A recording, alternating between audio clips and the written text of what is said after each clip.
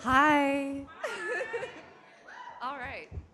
So, I would like to take you all on a journey through time to my freshman year of high school. The year was 1998, and I was obsessed with the concept of being cool. I believe now would be a good time to mention that I was also a flute player in my school's marching band. As you can imagine, this activity did nothing in my pursuit of coolness. In fact, it's probably safe to say that this stuck me on the very bottom of the social totem pole. In addition to that, I was an atrocious flute player. All of the other bandos, as we were lovingly referred to, either ignored me completely or scoffed at my obvious lack of talent. In spite of all the negative feedback, I never deterred from my original mission to become cool as hell. That's right. There was, however, a select group of individuals that managed to escape the overall nerd branding of marching band, and those were the lucky few in drumline. It kind of goes without saying that the hottest guy in band also happened to play drums. His name was Sean, and everyone, myself included, had crushes on him. It's pretty obvious now how completely out of my league he was, but I was filled with youthful optimism, greatly misguided optimism. Shockingly, our paths never crossed until one fateful day in Arcata, California, brought us together. I found myself in several buses packed with hormonal teenagers on our way to a competitive band tournament in Arcata. I could not have cared less about the tournament. All I cared about was that I was in a co-ed situation with limited adult supervision, and I planned on taking full advantage of that. I basically lost my mind with flirting with each and every human around me, which no one should have been subjected to. In the middle of my adolescent meltdown, a sudden feeling of impending doom came over me, but I brushed it off as quickly as it appeared and rejoined in the juvenile chatter around me. We finally arrived in Arcata, and we were told that we had 2 hours before we had to be back for rehearsal. 2 hours was plenty of time for an idiot like myself to find plenty of trouble to get into.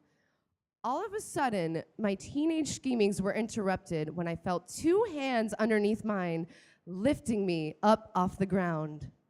I turned around, and to my utmost surprise, it was Sean.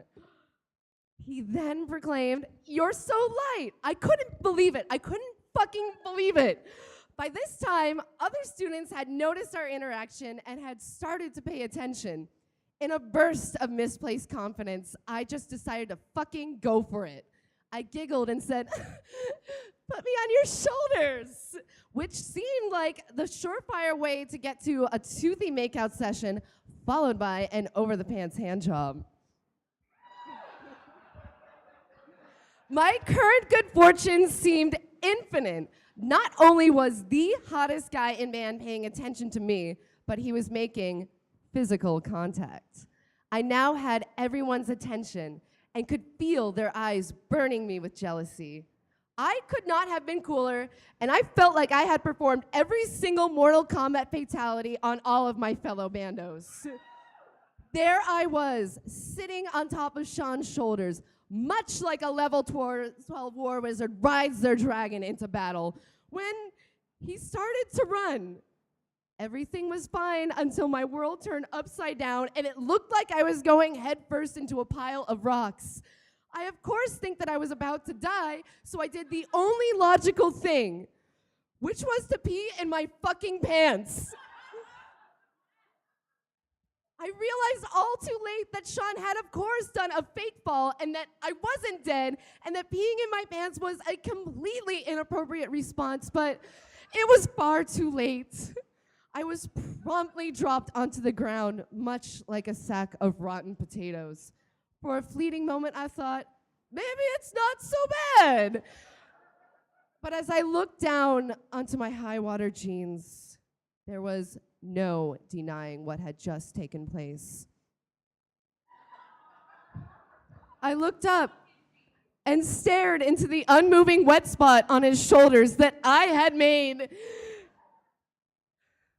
He then reached his hand to his back, right onto the back of his shirt, smelled it, and said, "You need more iron in your diet."